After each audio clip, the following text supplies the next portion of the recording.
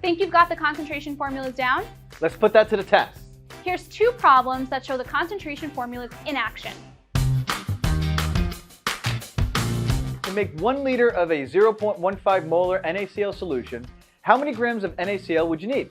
First, pick your formula. We have molarity here, so it looks like we're going to use molarity. Then, plug in what you know. 0.15 is the molarity, and then we have 1 liter of a solution here in the denominator. So, solving for our unknown here gives us 0.15 moles of NaCl. That's the amount of moles of the solute. But our question asks for how many grams of NaCl we'd need, so we're not done yet. On your test, you'll be given the grams per mole formula for the substances. Na has 23 grams per mole, and Cl has 35.5 grams per mole. So, NaCl has 58.5 grams per mole, and we're looking for how many grams are in 0.15 moles.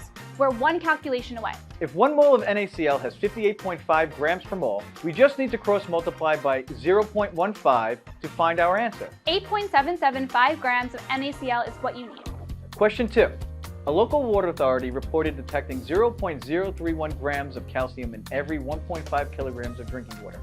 How many parts per million of calcium were detected? Looks like we need the formula. Mass of the solute divided by the mass of the total solution multiplied by 1 million is equal to the parts per million. Let's plug in what we know and find out what we don't. We know the total mass of the solution is 1.5 kilograms of water, so that plugs in here. And we're detecting 0.031 grams of calcium, so that's the mass of the small stuff.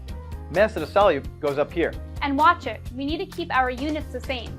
So this kilogram of water needs to be converted into grams. Easy enough. 1.5 kilograms is equal to 1,500 grams. And with our units converted, we're ready to solve. 0.031 divided by 1,500 is 0.000020666666. And we multiply by 1 million to get 20.66 repeating, which gives us our answer of 20.66 parts per million.